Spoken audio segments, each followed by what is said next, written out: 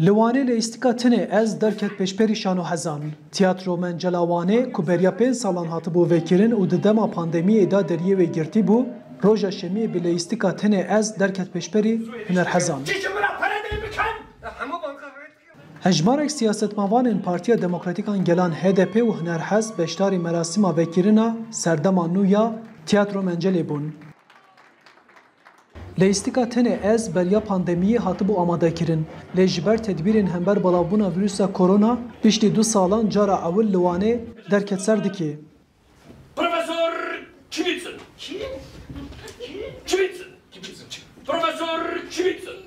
Hay diko. Dişiyez. Senaryoya li îstika tinê ez ji aliyê derhener Cîhan Ekincî, Rûgeş Kırıcı û Ömer Şahin ve ji fîlma Dîktatorê mezin ya Charlie Chaplin ve adapteyê li îstika tiyatroyê hatiye kirin. Berberek û dîktatörek wala dişbên hevdû, şek düşmanê wan pir dişbên hevdû. Di şerê cîhanê de berber hişê xwe hûn da dike û divegerê tikana xwe vê dike. Wê demê jî walat dîko hatiye bûye dagir ker li wir paşê çîrok tevlî hev dikeve.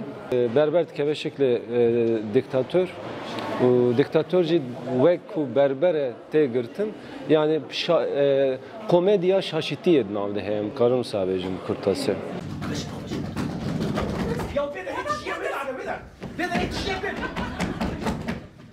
Derhener Ömer Şahin ku di heman demî da şanoger e, dibêje ku wan xwastiye biriya şanoyê dîktatoriya beriya 1940 bînin pêşberî gel ji ber ku heman rewş li gelek welatan berdewam dike. Faşizm li her demî yani kîjan demê ve bila ve heman şêwaza bikartîne. Em ji bi vê awayî dixwazin mesajekî bidin gel û gelê hemî dinyayê ji ber ku rê û rêbazên faşîzmê her tim aynî ne em jî li gorî wan tev bigerin û xwe biparêzin. Yani bi awayekî vêyekê bigihînin gel. Di dawiya lêîstikê da berberê ku bi xeletî derbasî cihê dîktator bûyî nasnama xwe eşkere dike û dibêje ez nikarim zilmê li gel bikim.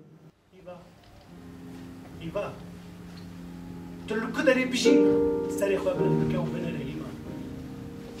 Ewr bela roj derkeve. Tarîş şûnaxa ji Romayê ve deyîne. Em dibin şahîdê zayîna cîhaneke nû. Ev dem nêzik e. Arif Aslan, Denge Amerika, Wan.